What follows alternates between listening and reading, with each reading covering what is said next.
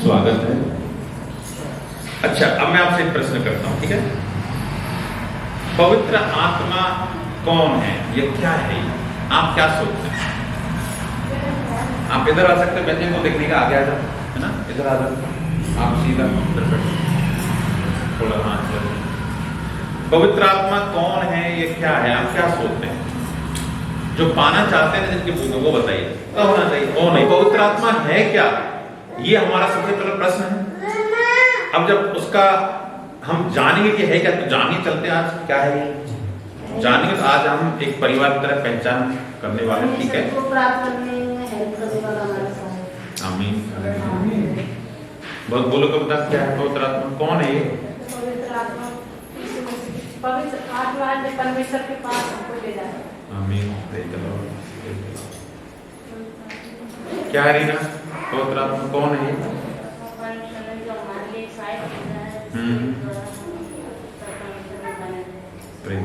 देखिए, मैं आपसे क्यों पूछ रहा हूँ, क्यों आपका ध्यान बाइबल के वचन के अंदर एक एकाग्रचित हो जाए, ठीक है? तो वचन से देखेंगे सारी चीजें, वचन से बाहर तो हम नहीं जानते क्या है, ठीक है? तो आइए हम प्रेरितों का काम निकालेंगे। पहला अध्याय और 2 से 8 तक कोई बहन भाई पढ़ सकते हैं। उस दिन क्योंकि यूहन्ना ने तो पानी में बपतिस्मा दिया है, परंतु थोड़े दिनों के बाद तुम पवित्र आत्मा से बपतिस्मा पाओगे। प्रेरितों का काम होता है, पहला अध्याय और 2 से 8 तक बहन ने पढ़ा है, उसमें कुछ बातें मैं आपको देखूंगा। देखिए, उस दिन तक जब तक वह उन प्रेरितों को जिन्हें उसने चुना था, शांति सुनी, ठीक है? उस दिन तक जब तक वह उन प्रेरितों को जिन्हें उसने चुना था। ये कौन, किसके बारे में कह रहा था? यीशु के मसीह बारे में बोला है, जिसने प्रभु यीशु मसीह ने उन प्रेरितों को यानी 12 चेलों को चुना था। उस दिन तक जब तक पवित्र आत्मा के द्वारा आज्ञा देकर उन पर ना उठा, जब तक प्रभु यीशु मसीह को बादलों पर उठा नहीं लिया गया, तब तक उसने दुख उठाने के बाद बहुत से पक्के प्रमाणों से, यानी प्रभु यीशु मसीह ने क्या क्या दुख उठाया था हमको मालूम है? बहुत से दुख उठाने के बाद पक्के प्रमाण, सत्य प्रमाणों से अपने आप को उन्हें जीवित दिखाया कि देखिए मैं जीवित हूँ। यीशु मसीह ने चेलों को छेद भी दिखाया। थोमा से तो बोला इसमें हाथ डाल ले, क्योंकि भूतों के तो हाड़ मांस नहीं होता है, तो इसमें हाथ डाल के देख, यानी लोग उससे खुद भी चेले इतना अविश्वास करते थे। तो आज के मनुष्य अविश्वास करते हैं तो बड़ी बात नहीं है, क्योंकि ये तो एक शैतान शुरू से ऐसा लोगों के मन में धोखा देता है कि यीशु मसीह क्रूस पर नहीं चढ़ा, तो उसने बोला ले हाथ डाल ले, उंगली डाल ले इसमें। अपने आप को उन्हें जीवित दिखाया और 40 दिन तक वह उन्हें दिखाई देता। कितने दिन तक दिखाई देता? 40 दिन। तो आप बोल सकते हैं यीशु मसीह मरने के बाद भी 40 दिन तक दिखाई देता था लोगों को, और परमेश्वर की राज्य की बातें कर दिखाई देने, मतलब ऐसा नहीं भाई दिखाई देता, राज्य की, स्वर्ग की बातें कर, और उनसे मिलकर उन्हें आज्ञा दी। अब क्या किया प्रभु यीशु मसीह ने? उनको चेलों को आज्ञा दी। आज्ञा का मतलब क्या होता है? ये मानना है, ये करना है तुम्हें। यरूशलेम को ना छोड़ो, परंतु पिता की उस आज्ञा के प्रतिज्ञा के पूरा होने की बाट जोते रहो। तो हमें बाट जोते रहना है, जिसकी चर्चा तुम मुझसे सुन चुके। 5 में लिखा है, क्योंकि अब वो परमेश्वर बोला है, क्योंकि यूहन्ना ने तो पानी से बपतिस्मा दिया है, परंतु थोड़े दिनों बाद तुम पवित्र आत्मा से बपतिस्मा। अब देखिए, आप बपतिस्मा ले चुके हैं, तो प्रभु के किसी भी दास ने आपको बपतिस्मा दिया हो, उसने तो पानी से दिया, लेकिन थोड़े दिनों के बाद तुम पवित्र आत्मा से बपतिस्मा पाओगे। तो ये क्या प्रभु का वायदा है। अभी तक आपने नहीं पाया, तो आपको पाना चाहिए। नहीं मिला है, मुझे पवित्र आत्मा का बपतिस्मा भी चाहिए यीशु। ये एक अधिकार है, अगर आप यीशु मसीह के बेटा और बेटी हो तो। आप अधिकार से मांग सकते हैं, मुझे चाहिए प्रभु। ये कोई भीख नहीं है, हमें कोई भिखारी नहीं है भीख मांग रहे हैं परमेश्वर से। प्रभु हम तेरे बेटा और बेटी हैं, मुझे पवित्र आत्मा का बपतिस्मा दे। तो ये अधिकार से आज हम सीखेंगे। आगे क्या लिखा है? अतः उन्होंने इकट्ठे होकर उनसे पूछा, हे प्रभु, क्या तू इसी समय इस्राएल के राज्य को फेर देगा? उसने उनसे कहा, उन समयों और कालों को जानना जिनकी पिता ने अपने ही अधिकार रखा है, तुम्हारा काम नहीं। तो कभी कभी बहुत सारी चीजों को हम जानने की कोशिश करते हैं, लेकिन यीशु मसीह क्या कहता है? तुम्हारा काम नहीं है उसको जानना। कभी कभी हम ज्यादा ज्ञानी बन जाते हैं विश्वासी लोग, कि ये इसका मतलब क्या है, ये क्यों हो रहा है, लेकिन तुम्हारा हर चीज के बारे में जानने का काम हमारा नहीं है। और 8 में लिखा है, परंतु जब पवित्र आत्मा तुम पर आएगा तब तुम सामर्थ पाओगे। अभी आप सामर्थ क्यों नहीं है आपके पास? क्योंकि पवित्र आत्मा सामर्थ के साथ आप पर नहीं उतरा है। अभी सामर्थ तो सब पाना चाह रहे हैं, हर एक की इच्छा है, क्योंकि मनुष्य इस सामर्थ्य पाने के पीछे आपका मकसद क्या है? आपको क्यों चाहिए पवित्र? ये हम सारे बातें करेंगे अब, ठीक है? यरूशलेम और यहूदिया 60 भाग और यरूशलेम और सारी यहूदिया और सामरिया और पृथ्वी के छोर तक मेरे गवाह होंगे। तो देखिए, परमेश्वर आपको इसलिए देगा कि आप उसकी टेस्ट मनी दे सको, गवाही दे सको। ये मेरी बढ़ाई के लिए नहीं कि मेरी प्रार्थना से इतने लोग ठीक हो गए, मेरी प्रार्थना से दुष्ट आत्मा निकलनी है, इसलिए नहीं प्रभु देता। परमेश्वर आपको इसलिए देता है कि लोगों का जीवन बचे। जैसे आपको प्रभु ने बचाया, जीवन बचा है। प्रभु नहीं चाहता कि इस धरती के कोई भी लोग नरक जाएं। परमेश्वर ये नहीं चाहता कि कोई व्यक्ति नरक जाए, लेकिन हमारी क्या इच्छा है? ये तो बढ़िया बेटा, दुश्मनी में रहते तो नरक ही ज्यादा बढ़िया। कभी कभी मन, हमारा स्वभाव होता है ना कि ये मेरे को गाली देता है, खेत की दौड़ काट है, ये करे ना, झाड़ू वाड़ू सब कर, कचरा मिले तो बढ़िया है, तो यीशु मसीह नहीं मिले। लेकिन प्रभु ऐसा नहीं चाहता। जब आप पापी, कोई हम धर्मी है क्या?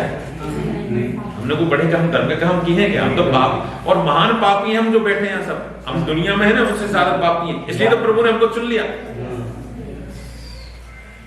हम सारी दुनिया से पापी हैं, और जो सेवा करते हैं उनसे भी सबसे बड़े पापी हैं। तो सबसे बड़ा पापी, आपसे बड़ा पाप मैं हूं था। प्रभु ने मुझे, भाई तुझ पापी को तो मैं तेरे द्वारा इस्तेमाल करूंगा, चल तू ही आजा सीधे पहले। तो प्रभु ये चाहता है कि आप दुनिया के छोर तक आत्माओं को बचाओ। इसलिए वो चाहता है कि ये पवित्र आत्मा मैं तुम दो। पवित्र आत्मा इसलिए नहीं देना चाहता प्रभु कि चलो आओ, हमें तो पवित्र आत्मा मिल गया साहब, हम तो भाषा बोले बढ़िया। अगर आप इस सोच के साथ आते हैं तो नहीं मिलेगा आपको पवित्र आत्मा, क्योंकि प्रभु तो मन को जानता है ना भाई, वो तो दिल को जानता है। अभी मैं बोल रहा हूं, आपके मन में क्या चल रहा है, अलग अलग कुछ चल रहा होगा। कुछ मेरे बारे में सोचोगे, भैया कहाँ से आए हैं, कौन है ये, है ना, और ये सिखाते हैं क्या, यही है क्यों ऐसे। आप जो बोल रहे हैं ना वचन को, उस पर ध्यान दीजिए, मेरे बारे में मत सोचिए। तो आपके जो विचार है अंदर वो खत्म करो, और सचमुच में आप, अगर प्रभु आपके अंदर हृदय शुद्ध है तो प्रभु आज आपको ये पवित्र आत्मा देने वाला है। आमीन। ठीक है। अच्छा, प्रेतों का 2:4 पढ़िए हम, दूसरा अध्याय में इसी में। और वे सब पवित्र आत्मा से भर गए, और जिस प्रकार आत्मा ने उन्हें बोलने की सामर्थ दी, वे अन्य अन्य भाषा बोलने लगे। पेंतेकोस्त का दिन आया तो वे सब एक जगह इकट्ठे थे। बस एक मिनट। जब पेंतेकोस्त का दिन आया तो सब एक जगह इकट्ठे थे। कौन इकट्ठे थे? चेले और प्रभु यीशु मसीह जो प्यार करते थे। उस समय सिर्फ 12 चेले नहीं थे। जब पेंतेकोस्त का दिन आया, इकट्ठे थे, तो उस समय उन चेलों के लिए तो वो दिन था। आज अगर आप प्रभु यीशु से प्रेम करते हैं तो आज है आपके लिए पेंतेकोस्त का दिन। आज हम जितने भी संख्या में हैं, आपके लिए पेंतेकोस्त का दिन आज होगा। जब पेंतेकोस्त का दिन आया तो सब एक जगह इकट्ठे थे और क्या हुआ, एकाएक आकाश से बड़ी आंधी की सी सनसनाहट का शब्द हुआ और उसमें सारा जहां घर तक बैठे थे गूंज गया और उन्हें आग की सी जीवें फटती हुई दिखाई दी और उनमें से हर एक पर आग ठहरी और वे सब पवित्र आत्मा से भर गए और जिस प्रकार आत्मा ने उन्हें बोलने की सामर्थ्य दी, वे सब अन्य भाषा बोले। जैसे जैसे अलग अलग तरीका होता है, ऐसे सबका एक जैसा अनुभव नहीं होता, तो सब पवित्र आत्मा से भर गए। तो आज आपके लिए अगर ये पेंतेकोस्त का दिन है, आप प्रभु से प्यार करते हैं, आप प्रभु के भूखे हैं, प्यासे हैं, प्रभु मुझे तुझसे प्यार है, मुझे तू चाहिए, कैसे मैं तेरे बिना नहीं रह सकता, कैसे करूं, मुझे कोई काम कैसे करना है, खेत में कौन सा बीज बोना है, खेत में कब इसमें, मतलब हम हर चीज के लिए, ऐसा नहीं है कि सिर्फ आत्मिक चीजों के लिए, सांसारिक चीजों के लिए हमें रास्ता दिखाने वाला कोई तो चाहिए। मेरा बेटा अगर 12th के बाद कॉलेज जा रहा है तो कौन सा सब्जेक्ट दिलाऊं, शादी कहाँ करो, सगाई की चर्चा तो जगह जगह से चल रही है, खेत में तो फसलें कई प्रकार की, गेहूं, चना, ज्वार, बाजरा, कौन सी फसल हो, हर चीज के लिए आपको कोई एक मास्टर चाहिए। प्रभु इस वचन का मतलब समझ में नहीं आ रहा, कौन बताएगा इसको, प्रभु के दास लोगों से संपर्क नहीं हो रहा, वहां भी नहीं है, घर में बीमार पड़ा है कोई, कौन प्रार्थना करने नहीं, किसके, तो सब चीजों के लिए आपको कोई ना कोई चाहिए। इसलिए आपके जीवन में एक अगुआ जो सबका टीचर है, हम सबका टीचर कौन है, वो आपको चाहिए। देखिए सिखाने वाला दुनिया में सिर्फ एक है, वो है पवित्र आत्मा। हमको सिखाता है, हम आपको सिखा सकते हैं, लेकिन पवित्र आत्मा ना बताए तो हम भी जीरो, कुछ नहीं। Praise the Lord. यूहन्ना 15 का 26 पढ़ेंगे हम। परंतु जब वह सहायक आएगा जिसे मैं तुम्हारे पास पिता की ओर से भेजूंगा, अर्थात सत्य का आत्मा जो पिता की ओर से निकलता है, तो वह मेरी गवाही देगा। आमीन। क्या लिखा है, परंतु जब वह सहायक आएगा जिसे मैं तुम्हारे पास पिता की ओर से, जब वह सहायक, मैं तुमसे पूछा ना कौन है पवित्र आत्मा, तो जब वह सहायक आएगा जिसे मैं तुम्हारे पास पिता की ओर से भेजूंगा, और अर्थात सत्य का आत्मा जो पिता की ओर से निकलता है, तो वह मेरी गवाही देगा। उत्पत्ति 1 का 2 पढ़िए।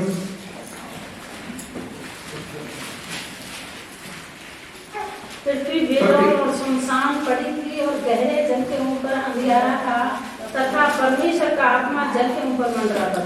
परमेश्वर का आत्मा जल के ऊपर। मैं एक तो क्वेश्चन वचनों पढ़ाता हूं, सिर्फ पढ़ना है। उत्पत्ति 6 का 3 पढ़िए।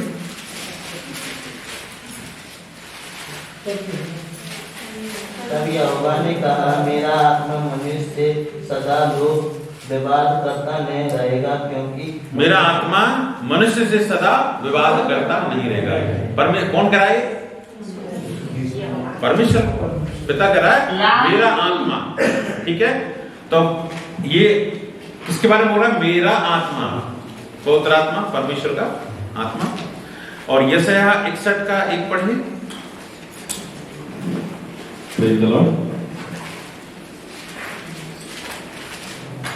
प्रभु यहोवा का आत्मा मुझ पर है, क्योंकि यहोवा ने सुसमाचार सुनाने के लिए मेरा अभिषेक किया और मुझे इसलिए भेजा कि मैं खेद मन के लोगों को शांति दूं, कि बंदियों के लिए स्वतंत्रता का और कैदियों के लिए छुटकारे का प्रचार करूं। आमीन। यूहन्ना 16 का 13 पढ़िए।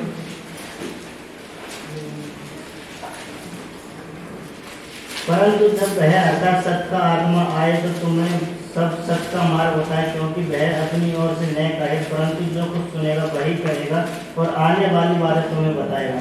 परंतु जब अर्थात सत्य का आत्मा आएगा तो सब बातें तुम्हें बताएगा, और अपनी ओर से नहीं कहेगा, सत्य की सारी बातें बताएगा। यूहन्ना इसमें 16 का 7 पढ़िए। तो भी मैं तुमसे सच कहता हूँ कि मेरा जाना तुम्हारे लिए अच्छा है, क्योंकि यदि मैं न जाऊं तो वह सहायक तुम्हारे पास न आएगा, परंतु यदि मैं जाऊंगा तो उसे तुम्हारे पास भेज दूंगा। आमीन, हालेलुया। सहायक, मैं जाऊंगा तो वो तुम्हारे पास आएगा। ठीक है, देखिए हमारा क्वेश्चन क्या था, पवित्र आत्मा कौन है, क्या है? तो ये वचन पढ़े हैं, आप बोल सकते हैं क्या है? अब बताइए, पवित्र आत्मा कौन है? सहायक है, और परमेश्वर का आत्मा है, और सत्य का आत्मा है। ठीक है, परमेश्वर कौन है? सत्य का आत्मा है, पवित्र आत्मा परमेश्वर का आत्मा है, सहायक है, और खुद वही परमेश्वर। ठीक है, तो जब हम ये जान रहे हैं कि पवित्र आत्मा है क्या, ऐसे पाने के लिए मुझे पवित्र आत्मा तू चाहिए, तो तू है कौन, ये तो पता होना चाहिए। अरे मुझे घर में बुलाने से पहले आपको ये पता होना चाहिए मैं चोर हूं या प्रोकस हूं, ये तो पता होना चाहिए आपको। आपके अनजान में कहीं चोर को तो नहीं बुला रहे घर में। तो पवित्र आत्मा कौन है? सत्य का आत्मा है, परमेश्वर का आत्मा है। ठीक है, सहायक है, और खुद परमेश्वर। समझ गए? जब भी कोई मैं हम आपसे पूछे या आपके बारे में हृदय में होना चाहिए पवित्र आत्मा, यही तो सत्य का आत्मा है, यही तो परमेश्वर का आत्मा है, यही तो चाहिए मुझे। जो सहायक है, जो मेरी सहायता करेगा, तू ही तो चाहिए मुझे। आमीन, हालेलुया। किस किस को मिल सकता है, हम वचन में देखेंगे। योएल का पुस्तक निकालेंगे, पढ़ो योएल 2:28। उन बातों के बाद मैं सब प्राणियों पर अपना आत्मा उड़ेलूंगा, तुम्हारे बेटा बेटियां भविष्यवाणी करेंगी, और तुम्हारे पुरनिये सपने देखेंगे, और तुम्हारे जवान दर्शन देखेंगे। हालेलुया। सब प्राणियों पर अपना आत्मा उड़ेलूंगा। देखो परमेश्वर तो ये चाहता है सब प्राणी ही पवित्र आत्मा बपतिस्मा ले लें, सारे इंसान ले लें, वो किसी के साथ बिल्कुल भी भेदभाव नहीं करता। तो एक घर में छाया एक घर में प्रकाश देता है क्या? सबको एक जैसा। बस ये प्रभु का नेचर है, हमें भी देगा, और कोई अभी अचानक किसी ने यीशु का नाम नहीं सुना ना, हमारे साथ बैठे उसको भी देगा। हमें मालूम है, जब पिछली बार मीटिंग करी थी तो गंगापुर में, आज से 5-6 साल पहले, मैंने इनको सुना है ना यूट्यूब पे, एक अंकल आए थे, जॉन सिंह भाई लेकर आए थे, टीचर थे वो। उन्होंने कोई अधिकार नहीं कि बस समाचार कि चलो मीटिंग में चलते हैं, उसको लेके आ गए। यीशु मसीह कोई इनको सुसमाचार है, बस हमारे साथ बैठे, और उनको बपतिस्मा मिला था, पवित्र बपतिस्मा, और जो विश्वास थे उनको नहीं मिला। हालेलुया। प्रभु सबको देना चाहता है, सबको। कोई कॉलेज की डिग्री नहीं चाहिए, कोई बुद्धिमान नहीं चाहिए, भाई प्रभु दिल को जानता है। वचन में क्या लिखा है? सब प्राणियों पर अपना आत्मा। तो देखो वो झूठा नहीं है, परमेश्वर उसने बोला है तो देता है। सब प्राणी सबको देने वाला है। आज जितने भी इस जगह है सबको देने। लूका की पुस्तक निकालेंगे, 11 अध्याय निकालेंगे, 9 से 13 तक पढ़ेंगे। तो जब तुम बूढ़े होकर अपने बच्चों को अच्छी वस्तुएं देना जानते हो, तो स्वर्गीय पिता अपने मांगने वालों को पवित्र आत्मा क्यों नहीं देगा? हालेलुया। पढ़ा वचन। बहुत सी बातें मुझे बोलने की जरूरत है। आप अगर वचन पढ़ते हैं तो सब कुछ आपके लिए होने लगा है। देखिए, आप बुरे हैं, आप अच्छे पिता नहीं हैं, आप अच्छी माँ नहीं है, लेकिन बुरे होकर भी तुम अपने बच्चों को कभी भी पत्थर नहीं खिलाते, रोटी खिलाते। कभी दूध पिलाने के लिए कभी चूने का तो पानी लाते हो। खुद भूखे रखे बच्चों को दूध पिलाते हैं। खुद माँ बाप भूखे रहकर अपने बच्चों को क्या खिलाते हैं? रोटी खिलाते हैं। चलो हम 1 रोटी खा लेंगे, बच्चों को 2 रोटी मिलनी चाहिए। हम तो कोई फ्रूट लाएंगे तो वो हम ना खाएं, बच्चों को खाना चाहिए। कुछ मतलब एक्स्ट्रा। जब तुम बुरे होकर अपने बच्चों को अच्छी वस्तु देना जानते हो, तो क्या स्वर्ग का सृष्टि करते था तुम्हें बुरी वस्तु दे? क्यों नहीं तुम्हें पवित्र आत्मा देगा? मांगो तो दिया जाएगा, ढूंढो तो। हम क्या मांगते हैं? परमेश्वर बढ़िया नौकरी लग जाए। यहाँ क्या लिखा है? ये है सबसे बेस्ट उपहार, गिफ्ट जो मांगना चाहिए, पवित्र आत्मा। तुम्हें पवित्र आत्मा क्यों नहीं देगा? मांगने वालों को पवित्र आत्मा क्यों नहीं देगा? हम क्या मांगते हैं? इसलिए मांगने का मतलब क्या वो समझ लो पहले।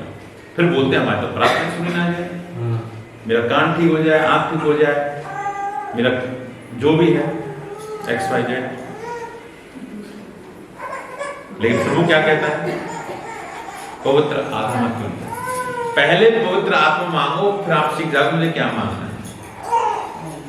तो मांगने वालों को सब देगा।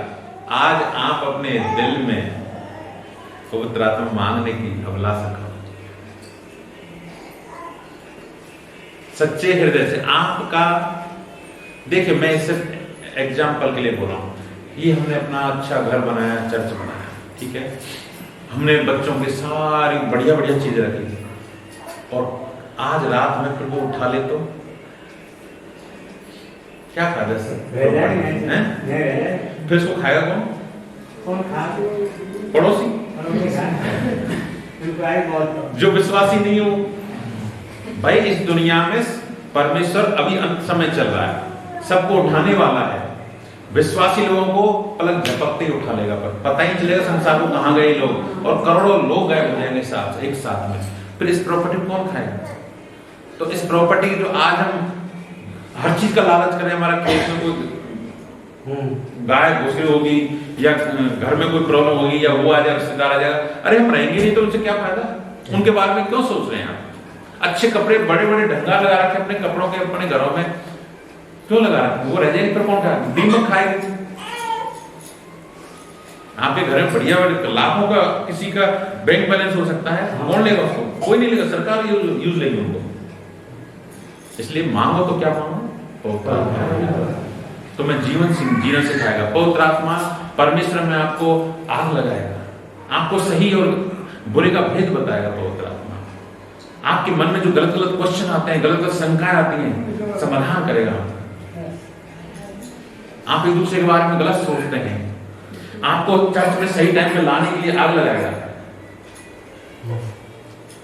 1 घंटा लेट आते हैं, ट्रेन में कभी लेट गए? आपको जयपुर जाना, ट्रेन का टाइम 10 बजे का है, 11 बजे जाते हैं कभी? क्योंकि चर्च है तो कोई बात नहीं, हम जाएंगे जब तक कोई आधी मीटिंग निकल जाए तो क्या फर्क पड़ेगा? लेकिन रैप्चर निकल जाएगा तो नरक की आगे रहेगी बात, मतलब दूसरा कुछ नहीं रहेगा। इसलिए परमेश्वर के लिए समय पर आना चालू करें। आप अपना जीवन खोते हैं, किसी दूसरे का जीवन नहीं खोते। प्रभु के लिए सब कुछ हम समर्पण करते हैं। एक तरफ तो कहते हैं हम अपना प्राण तैयार है, और समय देते नहीं, इसलिए हम झूठे हैं। प्रभु के लिए सही समय पर आना सीखिए, प्रभु के लिए अपना सब कुछ देना सीखिए, अर्पण करना सीखिए। हालेलुया। प्रेरितों का काम 2:17 पढ़िए। आमीन। मैं अपना आत्मा सब प्राणियों पर उंडेलूंगा। और होशे में भी क्या बोला था? पुराने नियम में किताब पढ़ी थी ना हमने होशे की, उसमें 2:28 में क्या है? सब प्राणियों पर अपना आत्मा उंडेलूंगा। और नए नियम में भी परमेश्वर ने वापस फिर कहती मैं अपने आत्मा सब प्राणियों पर उंडेलूंगा। यानी आप कंफर्म कर रहा है, आप चाहे पुराने नियम के आत्मा हो चाहे नए नियम के, मैं सबको आत्मा दूंगा। तुम्हारे बच्चे पहचान क्या है? बाइबल में ऐसे लिखा है। देखिए सिंपल सी बात है, पवित्र आत्मा बपतिस्मा मिले तो कैसे बोलेगा? अनंत भाषा बोलेगा ना। इसमें सोचने की कहां बात है? ऐसे अनंत भाषा, ठीक है। तो वचन में कैसे लिख रहा है वो हम देखेंगे। भविष्यवाणी भी उसमें होती है एक तरह से। अनंत भाषा जब बोलते हैं ना, उसमें भविष्यवाणी भी छुपी होती है। तो वचन से सीखेंगे। प्रेरितों का हम फिर से 2:4 में जाएंगे।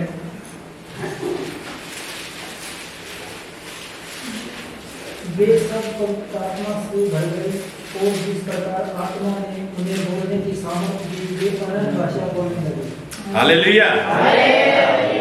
वे सब पवित्र आत्मा से भर गए। भरना जरूरी है, नहीं भरेंगे आते रहेंगे जब तक खाली हैं आप। भर गए और क्या? जिस प्रकार आत्मा ने, अपनी मर्जी से नहीं, जिस प्रकार आत्मा ने, परमेश्वर के आत्मा ने उन्हें बोलने की सामर्थ्य। यानी अभी हम अनंत भाषा में बोलते हैं तो हर व्यक्ति अलग अलग बोलता है, एक जैसा नहीं बोलता। तो जैसे जैसे पवित्र आत्मा उनको सामर्थ्य देता है, जिस जिस प्रकार से, वो सब अन्य अन्य भाषा बोलने लगे। अन्य अन्य 2 बार है, अनन्य यानी एक जैसे, एक तरीके से नहीं, हिंदी नहीं। अगर कोई अमेरिका का आदमी इंग्लिश बोलता है, उसने वो हिंदी बोलने लगे तो या हम अभी मलयालम भाषा जानते नहीं केरला वालों की, तो अचानक वो छोड़ के हम उस भाषा में पूरी जैसे अपन अपना हिंदी बोल रहे हैं ऐसे बोलने लगे तो यानी अन्य भाषा, दूसरी भाषा वो सीखेंगे उसके बारे में भी। तो अन्य भाषा बोलना एक चिन्ह है इसका, ये पौत्रात्मिक बपतिस्मा का। जब भी जैसी बपतिस्मा मिलता है हम बोलने लग जाते हैं दूसरी भाषा जो हम खुद भी नहीं समझते, उस भाषा को हम जानते नहीं कि भाषा कौन सी है, लेकिन हम बोलने लगते हैं। ठीक है, 10 का 4 पढ़िए, 10 का 44 और 44 से 47 तक।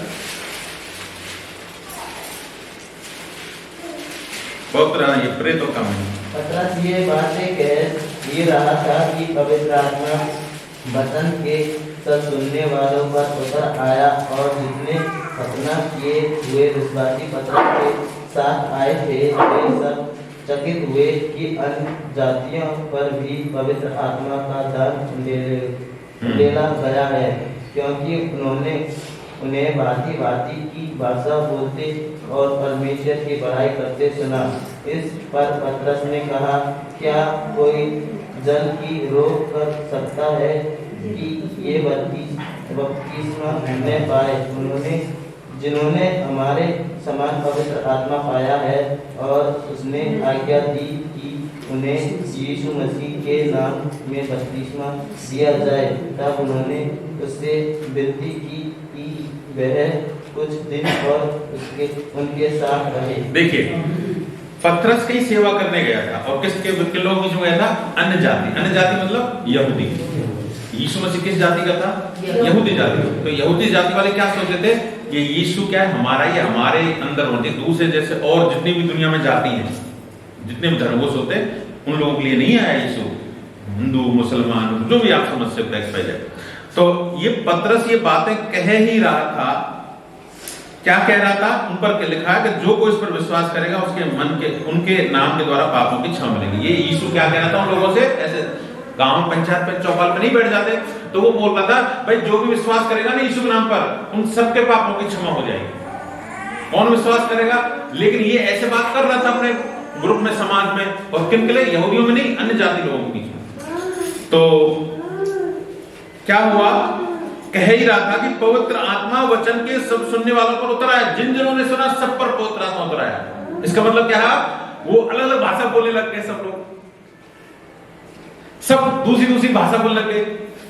तो और जितने खतना किए हुए विश्वासी, खतना किए मतलब यहूदी खतना कराते थे, समझ के बात को, या अब्राहम ने अपने बच्चों से साल किया था, परमेश्वर ने बताया। विश्वासी पतरस के साथ आए थे, यानी यहूदियों में से कुछ लोग विश्वास में आए थे, तो वो सोच रहे थे भाई ये हमारे अधिकार है, यीशु मसीह पर कोई दूसरे का अधिकार नहीं है। आए तो वे सब चकित हुए कि अन्य जातियों पर भी पवित्र आत्मा का दान होने लगा है। तुम सोचो भाई, ये तो यार सेवा कर पे तो बोले मत, ये तो ये जान को बात बोले। अब अचानक कोई सामान्य विश्वासी पर जो कभी पीछे पीछे बैठता है, कभी बोलता है, उस पर भी अचानक अरे यार उसमें भी उतरा है, क्या बात है? तो ऐसे वो उस समय के लोग चकित हो गए, अरे अन्य जातियों पर भी पवित्र दान होने लगा है क्या? क्योंकि उन्होंने उन्हें भांति भांति की भाषा बोलते और परमेश्वर की बढ़ाई करते हुए सुना। यानी जब उतरा तो क्या हुआ था? भांति भांति की भाषा, अलग अलग भाषा, कोई राजस्थानी, कोई ढूंढानी, कोई गुजराती, कोई मराठी, कोई अलग अलग भाषा सब बोलने लगे। और वो क्या कर रहे थे? बोलते बोलते क्या कर रहे थे? परमेश्वर की बढ़ाई कर रहे थे। कुछ भाषा कुछ लोगों को समझ में आ रही थी, कुछ लोगों को नहीं आ रही थी, क्योंकि यरूशलेम ऐसा के अंदर दुनिया के सब जाति के लोग वहां रहते थे। जैसे आज अमेरिका में कोई हिंदुस्तान के लोग रहते हैं, पाकिस्तान के लोग रहते हैं और चाइना के लोग रहते हैं। अब वहां जाके कोई आदमी बपतिस्मा बोले अन्य भाषा में और चाइनीज बोलने लग जाए, और हमें हिंदुस्तान के, अरे ये चाइनीज कैसे बोल रहा है? तो वो ऐसे लगे ये तो प्रभु की पढ़ाई कर रहे हैं सब लोग, क्योंकि उन्होंने भांति भांति की भाषा बोलते और परमेश्वर की बढ़ाई करते सुना। इस पर पतरस ने कहा, क्या कोई जल को रोक सकता है क्या? यानी परमेश्वर की आत्मा को कोई रोक सकता है क्या? कहीं जल को रोक सके? जब बाढ़ आए, जब बांध टूटे जाता है, हम रोक सके भाई? वो तो जो जहां पर होगी ना वहां जाएगा। तो ये बपतिस्मा ना पाए जिन्होंने हमारे पवित्र समान पवित्र क्या कोई रोक सकता है कि ये बपतिस्मा ना पाए? तो कोई ऐसा रोक सकता है कि वो बपतिस्मा ना पाए? परमेश्वर देगा उसको, तो हमारे हाथ में कुछ नहीं है, परमेश्वर ही देता है। हालेलुया। इसमें एक और वचन पढ़िए 19:6 तो ये इसी में जब पौलुस ने उन पर हाथ रखे तो पवित्र आत्मा उन पर उतरा और वे भिन्न भिन्न भाषा बोलने और भविष्यवाणी करने लगे। क्या हुआ? जब पौलुस ने उन पर हाथ रखे, जैसे ही वो सेवा करने गए चर्च में, पौलुस उसको पता नहीं था कि मैं वो कोई ऐसा नहीं कि वो बपतिस्मा की मीटिंग ले रहा, लेकिन उसने हाथ रखे तो वो हाथ रखने की जगह सब अनन्य भाषा बोलने लग गए। तो ये लिखा है पौलुस ने उन पर हाथ रखे तो पवित्र आत्मा उन पर उतरा और भिन्न भिन्न भाषा बोलने और क्या करने? भविष्यवाणी भी करने। तो दो चीज होती हैं जब भी ये पवित्र आत्मा का चिन्ह है। ये जब भी पवित्र आत्मा का बपतिस्मा मिलता है तो एक तो अनन्य भाषा में बोलने लगते हैं और दूसरा उसके साथ भविष्यवाणी भी होती है। आप जब बोलते हैं तो भविष्यवाणी भी होने लगती है। आप उस बात को समझे ना समझे, लेकिन भविष्यवाणी भी पवित्र परमेश्वर से करता है। तो पवित्र आत्मा मिला, इसकी पहचान ये दो ही चीजें हैं। क्या है? अनन्य भाषा और भविष्यवाणी उनके द्वारा आ सकती है। तो आप कोई कंफ्यूजन में नहीं रहना, सीधा एक भाई अनन्य भाषा और पवित्र आत्मा बपतिस्मा मुझे मिला, क्या पहचान है? अनन्य भाषा बोलते हैं। आप मेरे सामने बोल रहे हो तो हम समझ जाएंगे क्या इसको पवित्र आत्मा का बपतिस्मा मिलेगा। अब एक अगला क्वेश्चन अपना आप उठता है, फिर अनन्य भाषा क्या है? राइट, मैंने आपको बताया ना अनन्य भाषा भाई ऐसे ऐसे अलग, लेकिन फिर अनन्य भाषा है क्या? मैं आपको क्यों पूछ रहा हूं क्वेश्चन के माध्यम से आपकी हर एक चीज का पता होना चाहिए कि घर के कोने में क्या रखा है, इस बक्से में क्या रखा है। जब पूरी तरह जान जाओगे तो फिर आपको सुविधा हो जाएगी वो चीजों के साथ में एक होने में। ठीक है, तो पवित्र आत्मा का बपतिस्मा आपको चाहिए। तो पवित्र आत्मा है क्या चीज? परमेश्वर का आत्मा है, सत्य का आत्मा है, सहायक है, खुद परमेश्वर ही। ठीक है, और किसको मिल सकता है? सब प्राणियों को मिल सकता है, तो मुझे भी मिलेगा और मुझे भी चाहिए। और इसकी पहचान क्या है? अनन्य भाषा है इसकी पहचान। अब ये अनन्य भाषा क्या है? भाई हम आपसे बोल रहे हैं कि भाई गौतम बपतिस्मा ले लो, भाई साहब क्या होगी? अनन्य भाषा बोलो। तो अनन्य भाषा क्या होती है? अलग भाषा। अलग भाषा। और कुछ आत्मा की सामर्थ्य से बोलते हैं। वेरी गुड, बहुत बढ़िया। चलिए वचन में देखें, प्रेरितों काम 2:6 पढ़िए। हालेलुया। क्या हुआ? जब यह शब्द हुआ, क्या हुआ? बोलने लगे, पवित्र आत्मा उतरा और जब शब्द हुआ तो जोरदारी से सब बोलने लगे। अब यहाँ जो आप जोरदारी से अचानक ऐसे लोग जानते हैं भाई ये कुछ प्रार्थना करते हैं हालेलुया हालेलुया बोलते हैं ना, लेकिन जब अचानक सब लोग एक साथ मिलकर अलग अलग भाषा बोलने लगे तो सोचे क्या हो रहा, हमारे समझ नहीं आ रहा। राइट, तो ऐसा हुआ वहां। जब यह शब्द हुआ तो भीड़ लग गई उपरोटी कोठरी के नीचे और लोग घबरा गए, क्योंकि हर एक को यही सुनाई देता था ये मेरी ही भाषा में बोल रहे हैं। वहां विदेशी लोग रहते थे, यरूशलेम के सेंटर पॉइंट था, तो सब दुनिया के लोग रहते थे। तो जो सुने वो अपनी भाषा अलग, परमेश्वर की भी एक योजना थी कि जान जाए सब लोग कि आज उतरा है पवित्र आत्मा। तो जो सुने, जापानी सुने तो यार जापानी बोल रहे, गुजराती सुने तो गुजराती में, हिंदुस्तानी सुने तो हिंदुस्तानी में, चाइनीज सुने तो चाइनीज में, या कोई ईरान वाला उर्दू वाला सुने तो उर्दू में, कि मेरी भाषा बोल रहे। इसका मतलब क्या था? ये अनन्य भाषा एक मानवीय जो भाषा हम नहीं जानते हैं, अलग अलग कितने देश हैं दुनिया में, सोचिए आप कितनी भाषाओं को जानते हैं। ऐसे ऐसे देश जहां हम अपने ही राजस्थान की बात करें, दुनिया की छोड़ दो, आप जाएंगे तो उदयपुर और आदिवासी इलाकों में कहीं आप समझ नहीं पाएंगे भाषा।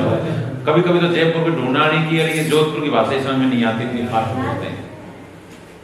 तो ऐसी मानवीय भाषा जो हमने अभी तक नहीं सुनी है, आप चाहे दक्षिण अफ्रीका की हो, आदिवासी दूसरे देशों की भाषा हो, दुनिया की कोई भाषा, लेकिन हम अचानक दुनिया की मानवीय भाषा बोलने लगते हैं। तो कोई भी ऐसी भाषा जो मानवीय हो सकती है लेकिन हम नहीं जानते, हमने आज तक नहीं बोली, वो भाषा हमारे मुंह से निकल सकती है, हमारी जीभ से निकल सकती है। दूसरा 13 अध्याय 1 वचन, यदि मैं मनुष्य और स्वर्गदूतों की बोलियां बोलूं, आमीन। वचन क्या है? यदि मैं मनुष्यों और स्वर्गदूतों की बोलियां बोलूं, यदि मैं मनुष्यों और स्वर्गदूतों की बोली, यानी मनुष्यों की बोली मतलब धरती की हर एक भाषा जो आज तक हमने सुनी नहीं है वो भाषा भी हम बोलें, और स्वर्गदूतों की, यानी इसका मतलब स्वर्गदूतों की भाषा अलग है। स्वर्गदूतों की भाषा क्या है? हमसे, इस धरती की भाषा से भी अलग है, वो अलग ही भाषा है।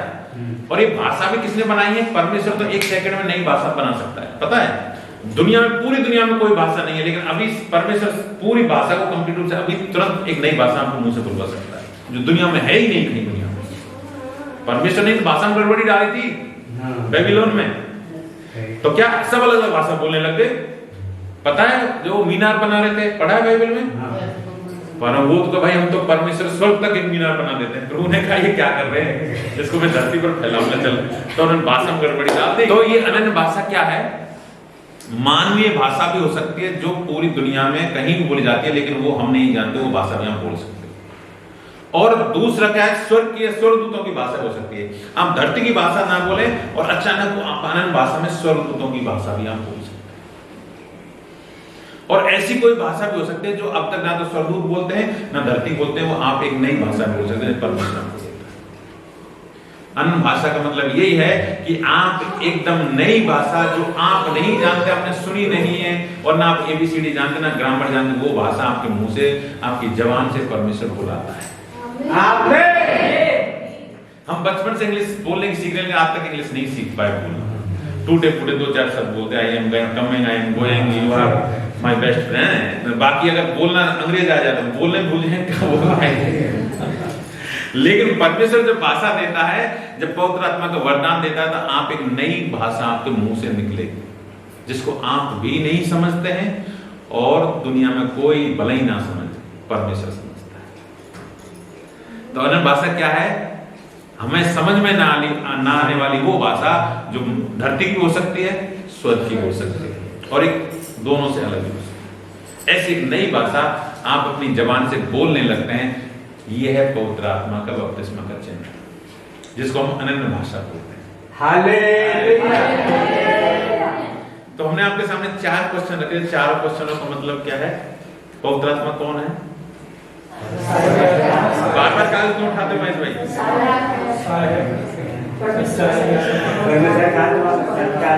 मैंने बताओ, पर मैं पवित्र आत्मा कौन है? जितना ज्यादा आप इनको अपना बना लो, उतनी जल्दी पवित्र आत्मा बपतिस्मा को मिलेगा। मैं आपको क्यों पूछ रहा हूँ बार बार? मेरे कहने वाला, मैं आपको टेस्ट नहीं ले रहा, मैं आपको तैयार कर रहा हूँ इसके लिए। आप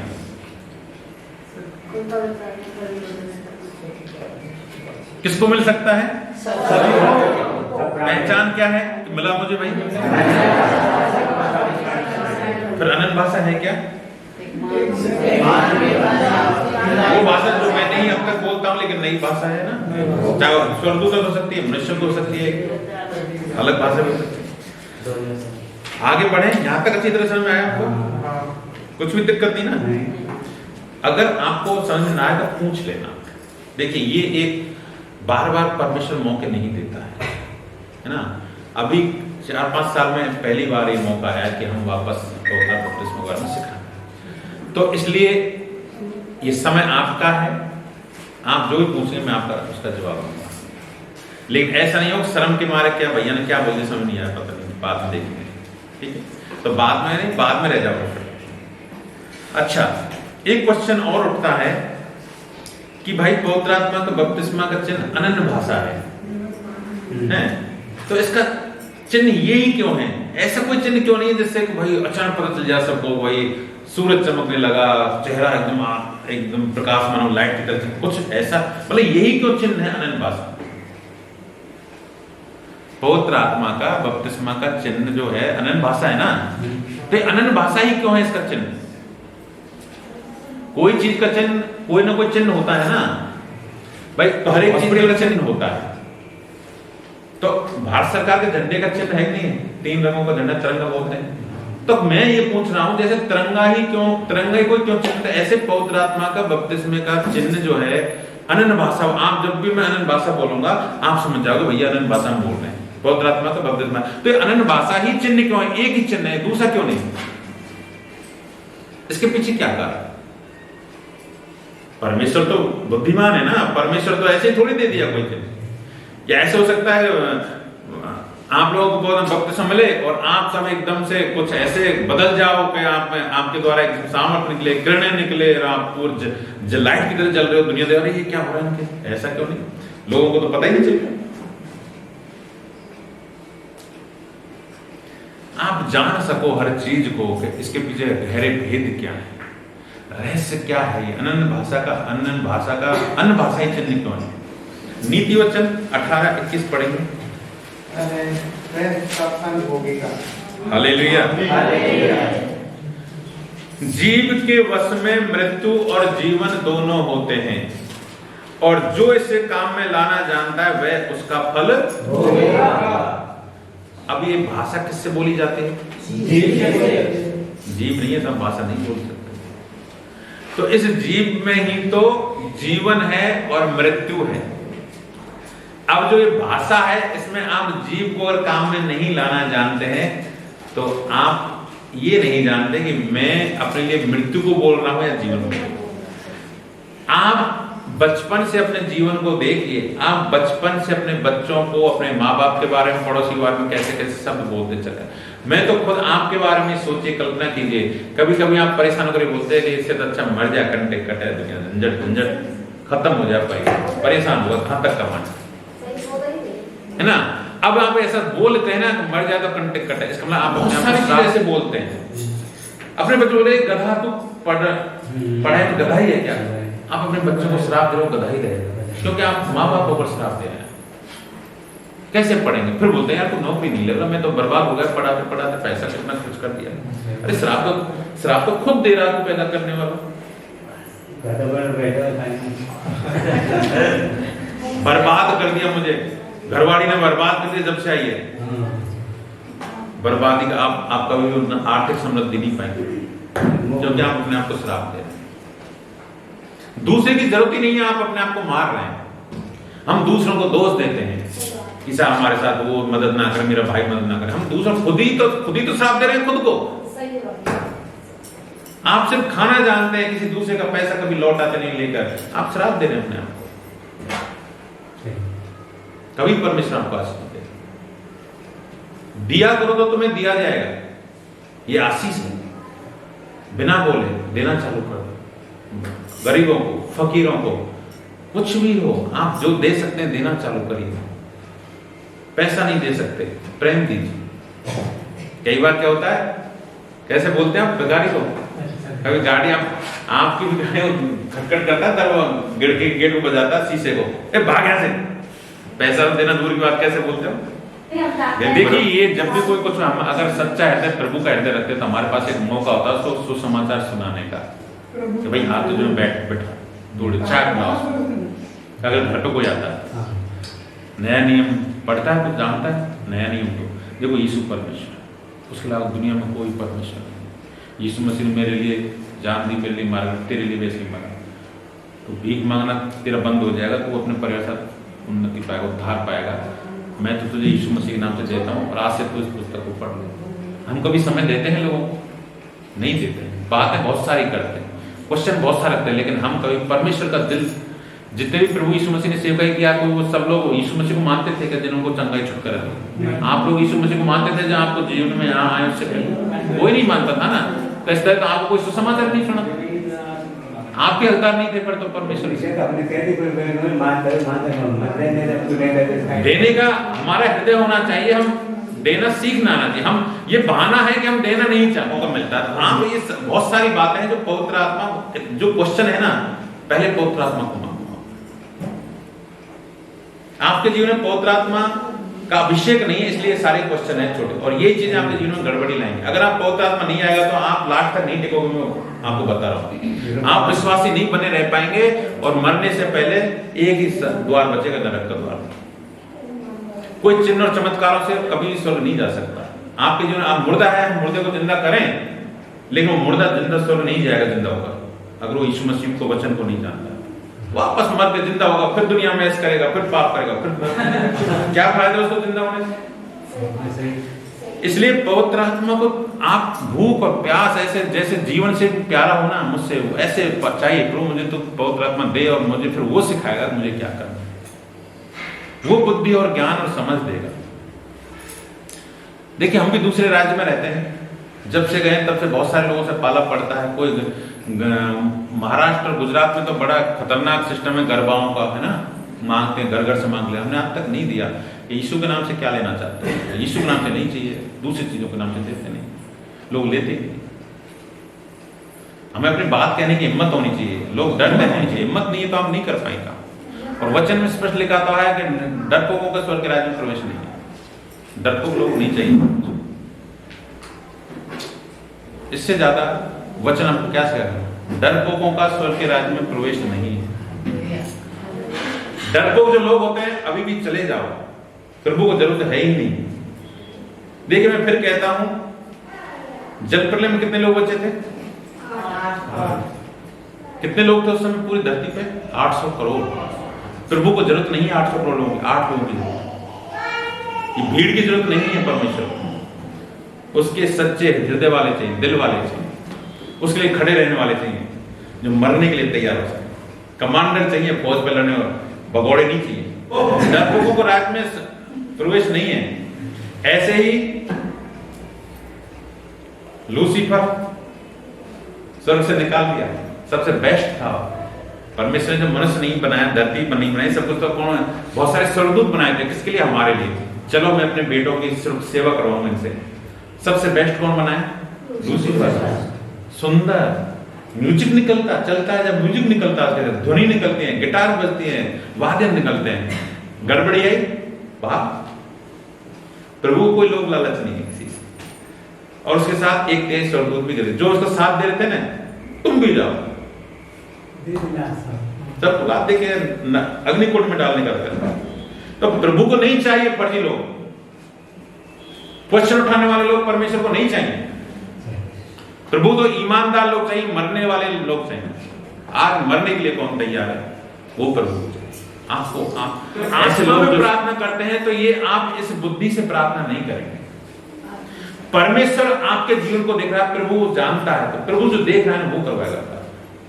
हमें नहीं मालूम तो परमेश्वर आपसे बातें, पवित्र आत्मा से बातें करके परमेश्वर बताता है इस बात के लिए प्रार्थना। ये भी मरने वाला है, कल एक्सीडेंट होने वाला है इसका, तो एक्सीडेंट ना हो उसके लिए प्रार्थना कर। दूसरे घर में कहीं उसका दास वो मरने वाला है, हॉस्पिटल पड़ा है, उसके लिए तू प्रार्थना कर। तो जब आपको पता नहीं होता है किस बात के लिए प्रार्थना चल, तो परमेश्वर आत्मा में होकर परमेश्वर से बातें करता है। स्पष्ट वचन में लिखा है। देखो वचन में जो है ना वही सत्य है, क्योंकि जो अन्य भाषा में बातें करता है मनुष्यों से नहीं परंतु परमेश्वर से बातें करता है, इसलिए कि उसकी कोई नहीं समझता, क्योंकि वह भेद की बातें आत्मा में होकर बोलता है। कोई नहीं समझता अन्य भाषा में बात करता। जब अन्य भाषा में बात करते हैं तो आप समझते ही नहीं है कुछ भी क्या बोल रहे हैं। वो भेद की बातें होते हैं जो आत्मा में होकर बोलता है। आपके जीवन में, मेरे जीवन के चेतावनी, गड़बड़ी, तकलीफें, उन्नति, भविष्यवाणी कुछ भी बोलता है वो आत्मा में होकर बोलता है और उनको कोई समझता नहीं है।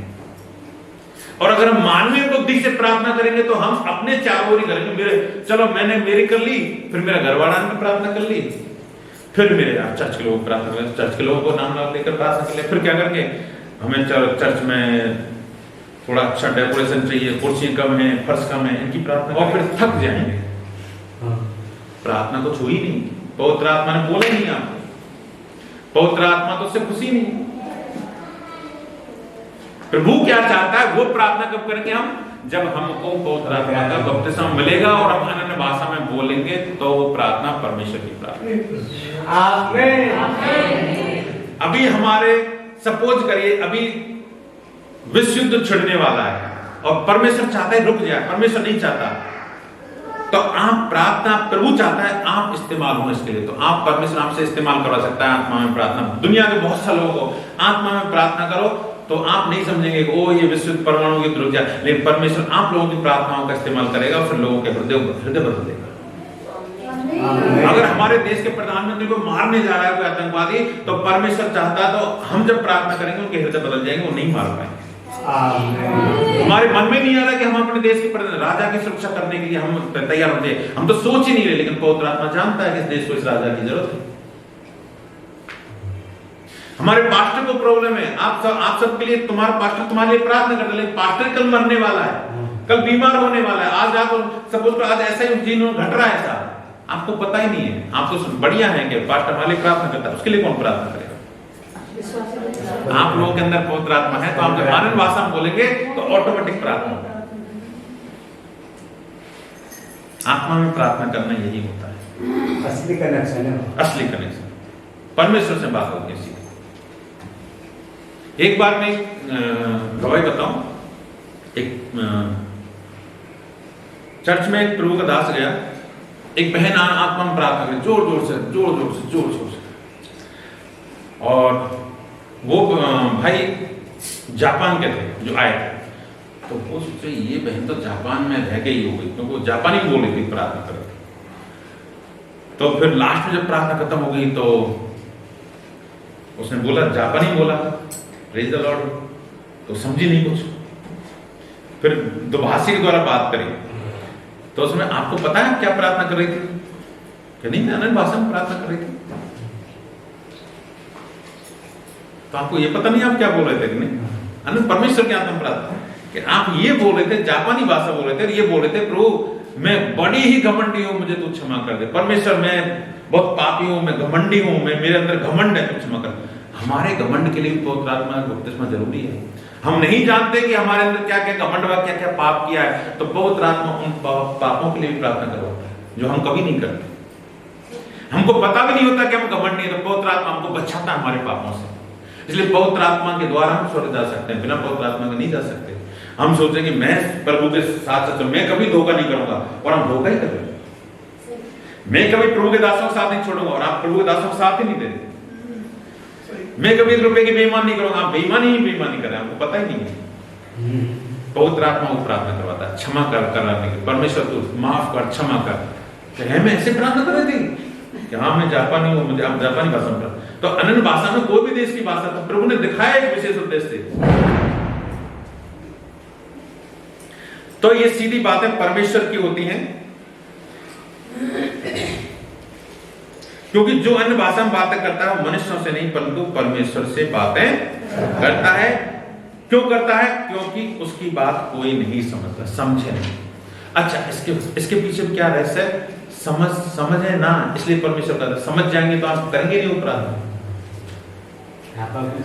परमेश्वर मैंने उस बहन की तरफ गलत नजर से देखा, प्रार्थना ही नहीं करेंगे आप, समझ जाएंगे। हम चर्च में क्या होता है, आज बहुत सारे लोग, भाई लोग, बहन लोग इसीलिए आते हैं बड़े बड़े चर्चों में, उनका कोई मकसद नहीं होता चर्च में। उनकी नजर बहनों की तरफ होती है, बहन लोगों की नजर भाइयों की तरफ होती है, कई बार गलत नजर होती है। अगर वो प्रार्थना करने लगे तो समझ जाएगा वो मैं क्यों करूं प्रार्थना, मैं तो मेरा उस पाप को नहीं समझ पाएगा। लेकिन परमेश्वर दिखाता है, पवित्र आत्मा दिखाता है ये पाप तेरे अंदर हुआ है, वो कोई नहीं समझ सकता। हमारे अंदर जो व्यभिचार भरा हुआ है, हमारे अंदर जो लालच और चोरी भरी हुई ना, वो पवित्र आत्मा को पता है। इसलिए पवित्र आत्मा का बपतिस्मा अनन्य भाषा में बोलना जरूरी। अनन्य भाषा में जब करते हैं, हम ही खुद ही नहीं समझते कि मैं अपने पापों की क्षमा मांग रहा हूं, मैं अपने पापों का अंगीकार कर रहा हूं।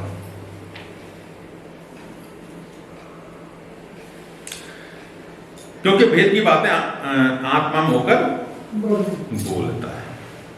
अच्छा, इसमें 14 वचन, इसलिए यदि मैं अन्य भाषा में प्रार्थना करूं तो मेरी आत्मा प्रार्थना करती है, परंतु मेरी बुद्धि काम नहीं देती। परंतु मेरी बुद्धि काम नहीं देती है। बुद्धि की प्रार्थना तो घटिया प्रार्थना है। और आज तक आपने कौन सी प्रार्थना की? इसलिए हम ऊपर नहीं उठे, इसलिए हमारी सोच वही कीड़े मकोड़ों वाली सोच है, इसलिए कीचड़ वाली सोच है हमारी। हम वही सोचते हैं। सेवा क्यों नहीं कर पाते? क्योंकि बुद्धि से प्रार्थना करते हैं। मैंने आपको जब 40 दिन के फास्टिंग थे तो मैंने क्या बोला, मैं कुछ भाई और बहनों को प्रार्थना के विषय को देखकर समझ सकता हूं कि लेवल क्या है। इसलिए प्रार्थनाओं से पता चल जाता है कि आपका लेवल क्या है। पेड़ का फल से पता चलता है। पेड़ कितना भी घना हो लेकिन फल खट्टा हो तो पेड़ को आग लगा दी जाती है। क्या काम का पेड़, कोई आम के पेड़ में कह खट्टे हो, आप ज्यादा दिन नहीं रखेंगे तो काट के फेंक देंगे आप उसको। अगर कोई पेड़ में फल ही नहीं आ रहा हो, भले ही हरे भरे रहे हो, क्या करेंगे, काटा जाएगा, आग में झोंक दिया जाएगा। तो अगर हमारे अंदर फल नहीं आ रहा है तो प्रभु क्या करेगा, हमको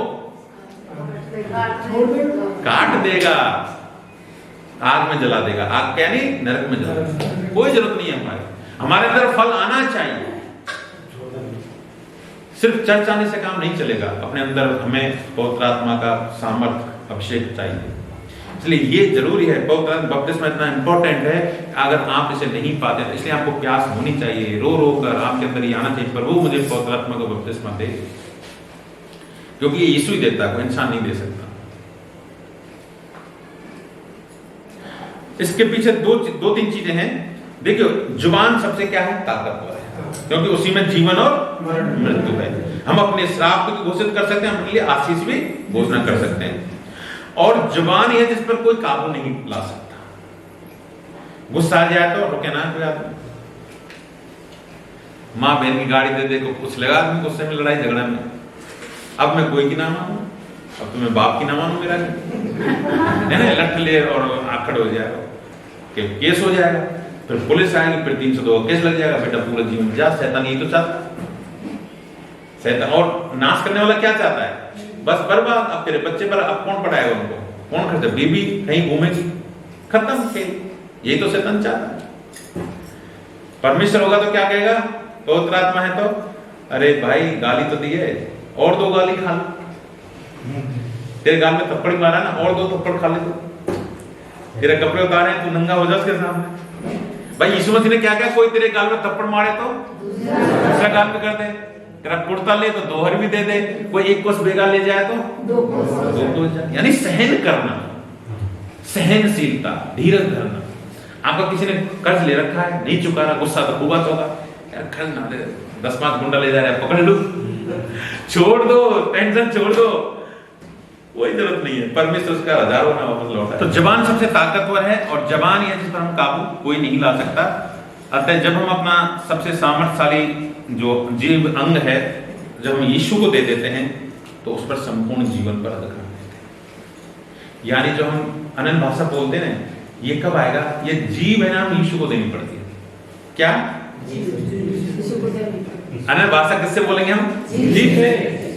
ये जीव है ना, अब आपको पवित्र आत्मा को देना पड़ेगा। अब आप अब देखिए, मैं एक एग्जांपल देता हूं, ये बोतल है, आप इससे पानी पीते हैं, अब आप मुझे इस बोतल को दे दीजिए। आज अब आप इसको कभी आप पानी नहीं पी सकते क्योंकि ये तो मुझे दे दिया आपने। अब आप वापस लेते हैं तो ये आप गलत करते हैं। एक बार देने के बाद वापस नहीं ले सकते।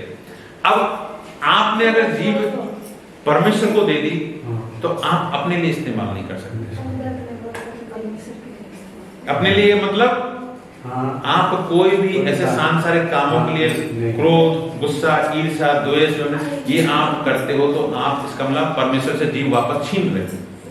अब इसका मतलब क्या है, जब पवित्र आत्मा ने इसको जीव ले लिया, अब वो जैसे चाहे से बोले, ये आम करता है।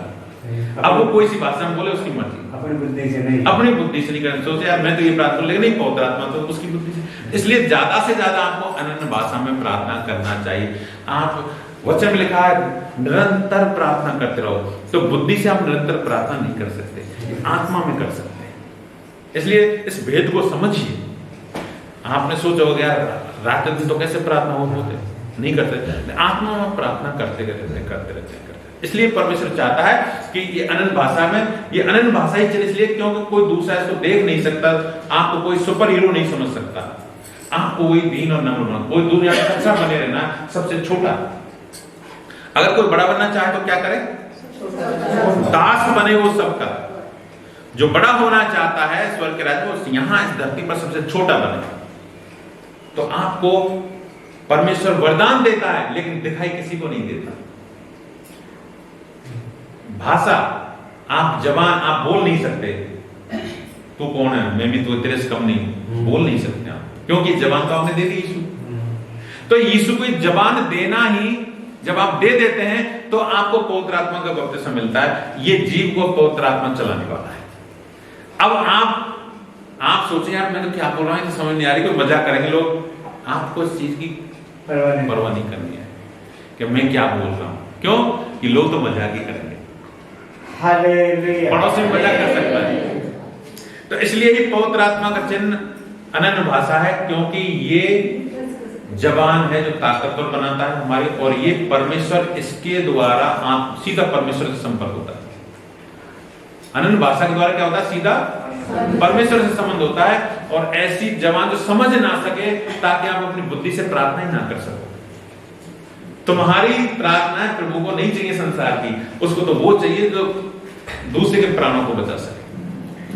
हालेलुया। और क्या लिखा है इसमें 14 में? मेरी बुद्धि भी काम नहीं देती, इसलिए बुद्धि की जरूरत तो नहीं है। तो देखिए हमारे 4-5 क्वेश्चन थे। पवित्र आत्मा कौन है?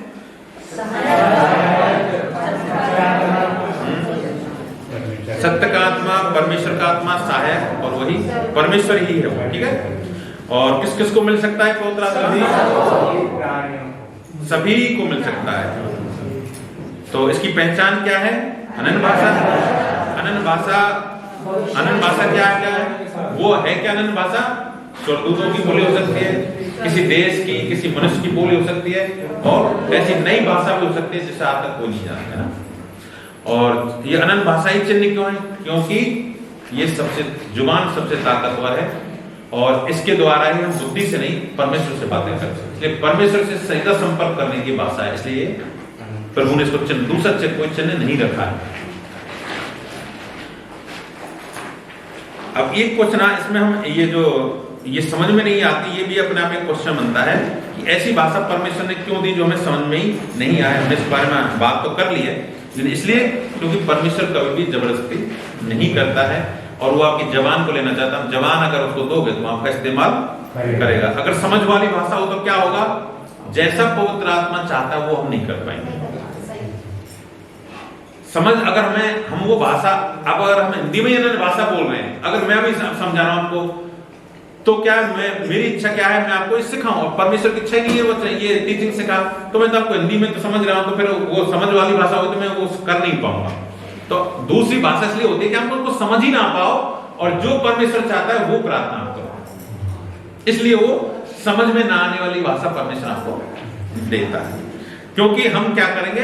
हम रोड़ा बन जाते हैं, ब्रेकर बन जाते हैं। अगर समझ में आएगी तो हम, अरे यार ये तो नहीं करूं, मैं अभी सबके सामने सब बैठे तो मैं कैसे अपने आप को बोलूं कि मैं पाप हूं? अभी मैं कैसे बोलूं कि महेश भाई के प्रति मेरे मन में गलत विचार आ रहे हैं? ये तो सामने बैठा है, तो मैं नहीं कर पाऊंगा प्रार्थना, है ना। तो इसलिए रोड़ा बन जाएंगे। इसलिए प्रभु नहीं चाहता कि समझ वाली भाषा कोई। एक लास्ट क्वेश्चन हम देख रहे हैं कि पवित्र आत्मा से सब कुछ है, ठीक है, लेकिन इससे फायदा क्या है? हमको क्या फायदा होगा? क्योंकि फायदा ना हो तो कोई मतलब नहीं, क्यों ले अनन्य भाषा? सही बात है। तो आप अब इतना सीखे हैं, तो मैं आपको क्या क्या फायदे नजर आ रहे हैं?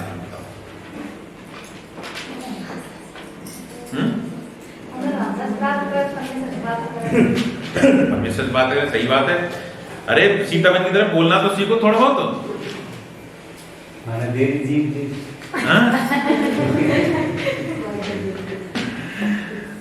रोमियो 8:26 निकालिए।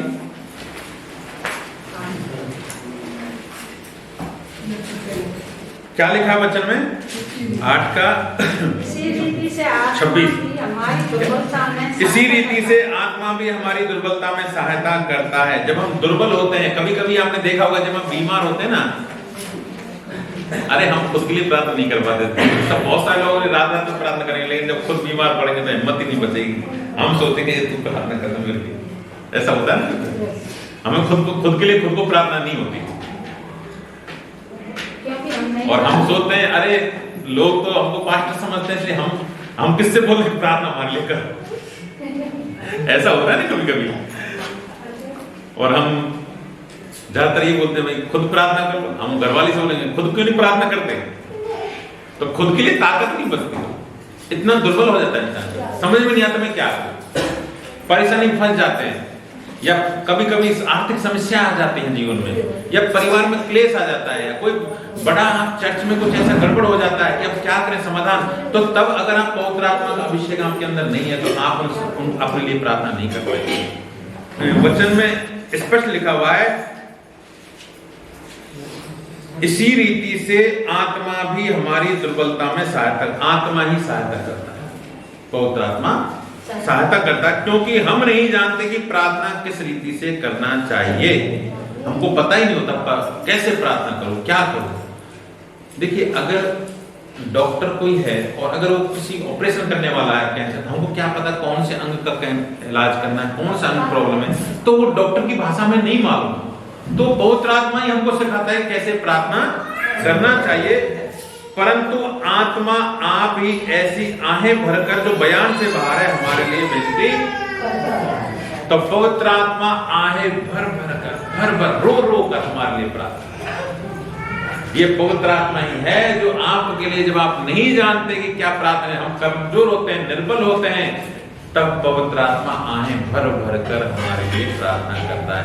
आप तो सोच रहे हो, कई बार मैंने देखा जब ज्यादा बीमार होते हैं, वो भैया से पुकार रहे हैं, कुछ कर नहीं पाते, जुकाम भी हो जाता है, बहुत सारे कई बार ऐसे आहें भर के पवित्र आत्मा हमारे अंदर होता है, आहें भर देना, उसमें भी प्रार्थना हो। और मनों को जांचने वाला जानता है कि आत्मा की मनसा क्या है, क्योंकि वह पवित्र लोगों के लिए परमेश्वर की इच्छा के अनुसार विनती करता है। गलातियों 5 का 22 और 23 पढ़िए।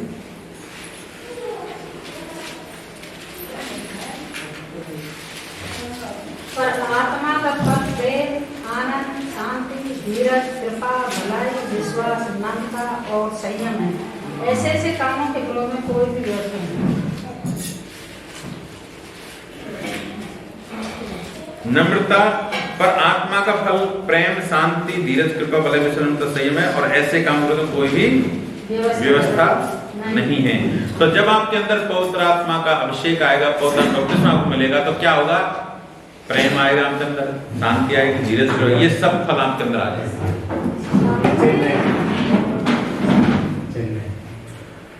आपके अंदर प्रेम आ जाएगा। प्रेम का मतलब क्या है?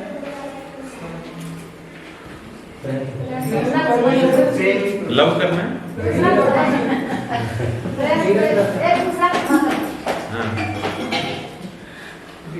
देखिए, प्रेम लेना नहीं, देने का नाम है। क्या? प्रेम लेने का नाम नहीं, देने का नाम है। जीने का नाम नहीं, मरने का नाम है। प्रेम ऐसा नहीं कि प्रेम हम पत्नी से कर लिया, बच्चों से चुम्बन कर लिया तो वो प्रेम नहीं है, उसका नाम प्रेम नहीं है। प्रेम की डेफिनेशन ये है, प्रेम लेने से देना, प्रेम जीना नहीं, मरना। परमेश्वर के लिए हम जिए कि मैं ना मर जाऊंगा तो कैसे करूं? परमेश्वर के लिए प्राण देने के लिए तैयार है ना प्रेम। यीशु मसीह ने आपके लिए जान क्यों दी? परमेश्वर ने जगत से ऐसा प्रेम किया कि उसने अपने इकलौते बेटे दे दिया ताकि जो कोई उस पर विश्वास करे वो नाश ना परंतु अनंत जीवन पाए। तो प्रेम कहने से अपनी जान दिया। प्रेम नहीं करता तो आपके लिए जान देता ही नहीं। आजकल के लोग तो बच्चे सिर्फ प्रेम का के उसमें जान दे देते हैं, वैसे परमेश्वर को जानते हैं तो वो प्रेम नहीं है। तो इसलिए वचन में क्या लिखा है वो महत्वपूर्ण, वचन ही सत्य है। तो आपके अंदर अपने आप परमेश्वर के जो फल है ना पवित्र आत्मा के, वो आ जाएंगे। आपको अचानक किसी ने बुरी बात बोल दी, बिना बात गई, गांव में पांच पंचों के बीच में भगवान वैसे ऐसी बात बोल दी, यानी आपकी सब शांति खो गई।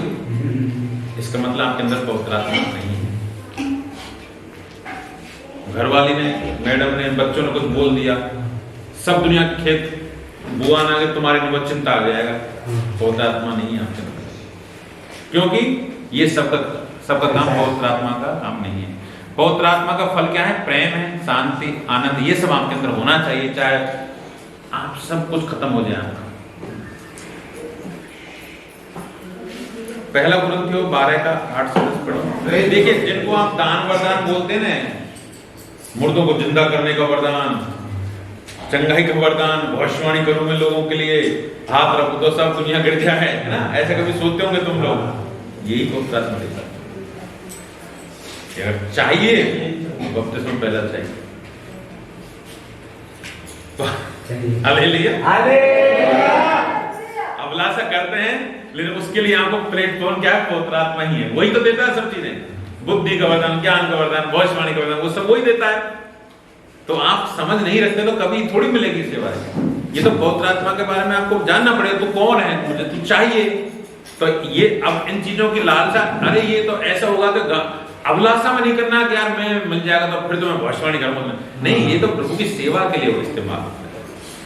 परमेश्वर हमारे हृदयों को जानता है। अच्छा, 14 का 2 और 4 में पढ़िए। पहला कुरिन्थियों 14 अध्याय 2 और 4। क्योंकि जो अन्य भाषा में बातें करता है वो मनुष्य नहीं परंतु परमेश्वर से बातें करता है, इसलिए कि उसकी बातें कोई नहीं समझता, क्योंकि वह भेद की बातें आत्मा में होकर बोलता है। 4 में पढ़िए। जो अन्य भाषा में बातें करता है अपनी ही उन्नति करता है, परंतु जो भविष्यवाणी करता है वो कलीसिया की उन्नति करता है। हालेलुया। देखिए, अनन्य भाषा में प्रार्थना करने वाला सबसे पहले खुद की उन्नति करता है। आप अगर अन्य भाषा में बात नहीं करते तो आप अपनी उन्नति नहीं कर पाएंगे। आपके जो कीचड़ भरा हुआ है वो कभी साफ नहीं हो पाएगा। और भविष्यवाणी उसमें ही जुड़ा हुआ, पर में वरदान, भविष्यवाणी वरदान, ये वरदान है, उसके बाद वो वरदान देता है। तो पहले हमारे आत्मा में खुद की उन्नति चाहिए कि नहीं चाहिए? भाई मैं विश्वासी बनाऊं तो मेरा तो पहले स्वर्ग जाने का टिकट मेरा तो कटे। मैं दूसरे को सुना रहा हूं, लेकिन खुद का मेरा टिकट पक्का ही नहीं है। सबको बस में बैठा दिया, फिर खुद रह गया, है ना। तो पहले आपको ये इसके ये फायदे समझ लीजिए, क्या क्या फायदा। तो अब क्या हम जान सकते हैं कि भाई पवित्र आत्मा के फायदे क्या हैं? ये कुछ बता सकते हैं वचन से?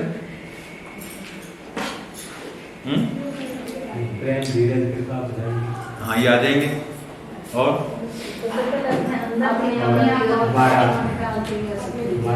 इसके बाद हम दूसरों के लिए भी प्रेम दे सकते हैं, प्रार्थना कर सकते हैं। देखिए, सबसे पहले हम एक प्रार्थना योद्धा, अच्छे योद्धा बन जाएंगे। प्रार्थना योद्धा, आत्मा में प्रार्थना करेंगे ना, बुद्धि से नहीं करेंगे। परमेश्वर जो चाहेगा वो प्रार्थना करेंगे, तो हम एक अच्छे योद्धा बनेंगे ना प्रार्थना में। आज हम बोलेंगे भाई आज 5 घंटे प्रार्थना करनी है, तो 5 घंटे के लिए कौन से? आप बुद्धि से प्रार्थना कहां तक करके 5 घंटे नहीं कर पाएंगे। आत्मा में प्रार्थना करके बोलते रहिए, आत्मा में बोलते रहिए। आपको पता ही नहीं, खुद भी नहीं जानते, बस बोलते रहिए। सोते सोते भी आत्मा में प्रार्थना कर सकते हैं और एक अच्छे इंसान बन जाएंगे। अच्छे इंसान कैसे? कि आपके अंदर परमेश्वर की आत्मा के फल भर जाएंगे, प्रेम, आनंद, शांति, धीरज, कृपा, भलाई, विश्वास, अनुकंपा, संयम। तो आप एक अच्छे इंसान बन जाएंगे। इस संसार को एक अच्छा इंसान तो चाहिए, ठीक है। और वरदानों फलों से भर जाएंगे और पवित्र आत्मा रास्ता दिखाता है, हमें याव देता है और स्वयं की उन्नति और परमेश्वर से बात करता है। परमेश्वर जब वो पवित्र आत्मा आएगा तो हमको रास्ता दिखाएगा, किसमें चलना है, किसमें नहीं चलना है, और हमारी स्वयं की उन्नति हो जाएगी और हम परमेश्वर से बातें करने। ये वचनों में यही तो देखा ना हमने। तो ये 4-5 चीजें हैं जो हमें फायदा होगा। आमीन। लगा हम टीचिंग खत्म कर चुके हैं, यानी 7 क्वेश्चन थे। इन 7 प्रश्नों के माध्यम से मैंने आपको पवित्र आत्मा के बारे में बताया। मैं आपसे एक बार फिर से एक एक कर पूछ लेता हूं कि पवित्र आत्मा कौन है, क्या चीज है?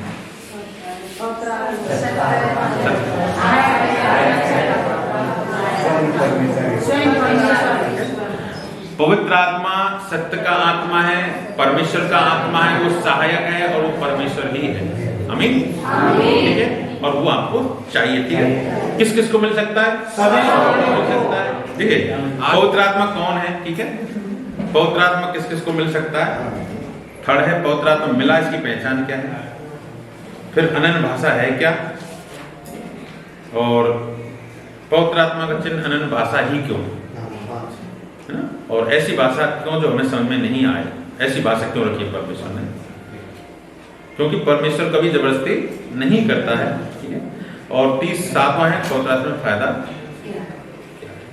आमीन, ठीक है। यहाँ तक ठीक है? मुझे कुछ बताने की जरूरत है और नहीं है ना? यहाँ तक। अब कुछ मुख्य बिंदु हैं जिन हम लास्ट में, हम जो मीटिंग में जाने वाले हैं थोड़ी देर बाद, हम आत्मा में प्रार्थना की ओर बढ़ें, परमेश्वर आपको बपतिस्मा दे, उससे पहले कुछ खास चीजें जो आपको ध्यान रखनी चाहिए, ठीक है, वो मैं आपको थोड़ा बताता हूँ। देखिए, पहले तो आप ये बात जान लीजिए कि जो पवित्र आत्मा बपतिस्मा देने वाला है ना, वो यीशु है।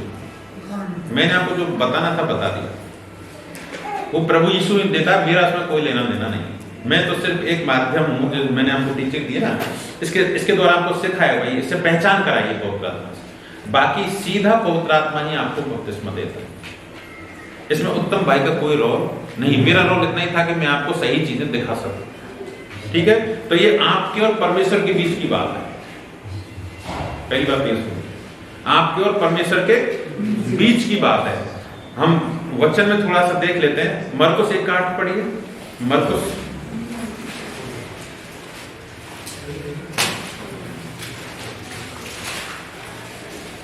मैंने तो तुम्हें जल से बपतिस्मा दिया है, पर वह तुम्हें पवित्र आत्मा से बपतिस्मा देगा। मैंने तो तुम्हें जल से बपतिस्मा दिया है, लेकिन वह तुम्हें पवित्र आत्मा और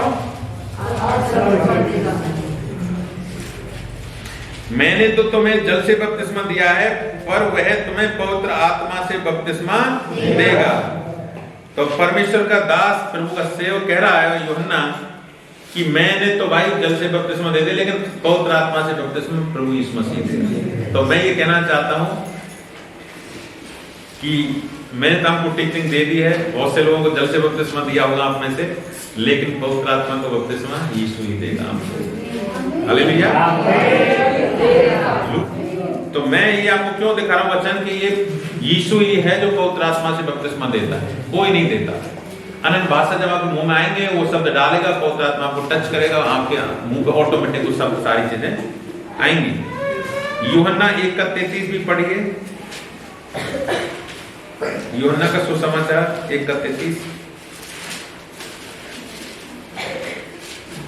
मैं तो उसे पहचानता नहीं था, परंतु जिसने मुझे जल से बपतिस्मा देने को भेजा उसी ने मुझसे कहा, जिस पर तू आत्मा को उतरते ठहरते देखे, वही पवित्र आत्मा से बपतिस्मा देने वाला है। आमीन। मैं तो उसे पहचानता नहीं था, परंतु जिसने मुझे जल से बपतिस्मा देने को भेजा उसी ने मुझसे कहा। यानी परमेश्वर ने यूहन्ना से, परमेश्वर ने कहा कि भाई आप पवित्र आत्मा का बपतिस्मा ये देगा जिससे कबूतर उतरते देगा। तो यीशु मसीह जब जल से बपतिस्मा ले रहा था तो ऊपर कबूतर उतर रहा था ना, तो तब यूहन्ना को पता चला अच्छा ये है क्या वो यीशु मसीह। तो ये आग और पवित्र आत्मा से बपतिस्मा देगा। तो हम 3 जगह सुसमाचार अलग अलग देखा है। इसका मतलब ये है कि यीशु ही आपको बपतिस्मा देगा। इसका कोई रोल नहीं, मनुष्य का कोई रोल नहीं होता है। आमीन।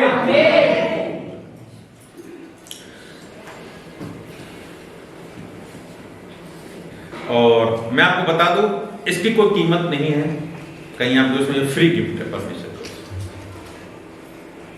का। परमेश्वर का मुफ्त उपहार है। कभी इसकी कोई कीमत वचन में देख सकते हैं। यशायाह 55 का 1 पढ़िए। अहो सब प्यासे लोगों पानी के पास आओ, और जिनके पास रुपया न हो एक भी आकर मूल लो और खाओ। दास मधु और दूध बिन रुपए और बिना दाम की आकर लो। आमीन। क्या लिखा है? अहो सब प्यासे लोगों पानी के पास आओ। एक ही कंडीशन है, प्यास होनी चाहिए आपके अंदर। हे सब प्यासे लोगों मेरे पास आओ, पानी के पास आओ। और जिसके पास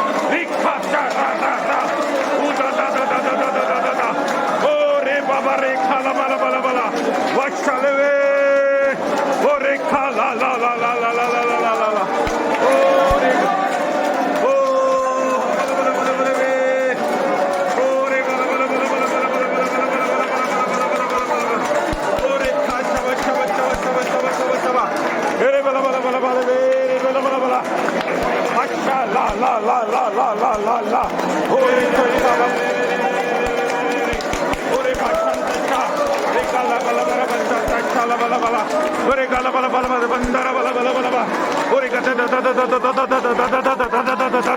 द ओरे खमला बला बला बला बला बला बला बला बला ओरे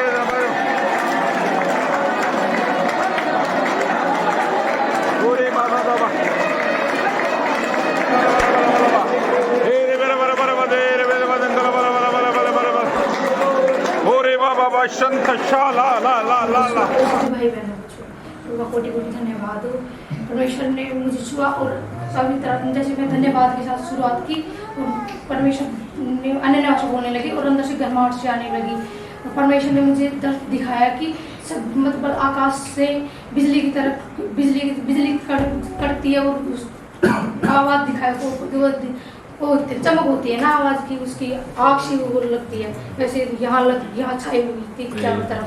प्रभु ने मेरा मन में अपना अलग भाषा बोलने लगी, अलग भाषा वो सब याद धन्यवाद धन्यवाद करता हूँ, अलग अलग कई तरह की भाषा बोलने लगा कहना मानता हूँ। तो मैंने सोचा प्रभु ने मुझे दर्शन दिया, मुझे अच्छा लगा, बहुत खुश हुआ कहना मानता हूँ। तो भाषा की अस्थि प्रभु ने कहा अपना जो भाषा को समझ नहीं सकता, जो अपनी आँख में समझ सकती है उसको ऐसी भाषा थी करना पाते। पर अब मेरी जीव ताल के चिपक गई और अंदर ऐसे रोना आ रहा था और ले ऐसे निकल रहा था, जीव भी पलट रही थी। मैंने सोच रहा था कि ये तो अपन पहले भी कई बार करते थे ऐसे, तो जैसे क्या होगा इसमें, लेकिन जैसे जैसे मैं करता गया, मैं 1-2 मिनट के आसपास पहुंचा तो एकाएक जैसे कोई ब्रेक लगा था, अपने दिमाग में सोच समझ शक्ति सब कुछ बंद करता है जैसे वैसे लगा और ऑटोमेटिक जीव को फोल्ड हो गया अपना चीज़ को। धन्यवाद जहाँ सब था बिल्कुल क्लियर आ रहा था, जो आधा उसका जो भी था उसने दिया अपने दादा जी से बात करते हैं बस जीवे दांतों से जैसे टच हो गए अपने। कोशिश करने के बावजूद बगल वाला सुन रहा है फूल लगाते हैं, उसके बावजूद वो जीव उधर न जाकर उस जहाँ जो उसने फोल्ड किया था उस चीज़ के लिए वही चल रहा था बाद में। वो मैं महसूस किया कि परमेश्वर ने छुआ है चीज़ों पर। धन्यवाद परमेश्वर का आप सभी को। मेरे शरीर में ज़्यादा लग रहा था लेकिन प्रे कर रही थी तब मेरे शरीर में गर्माहट आ गई थी। आमीन।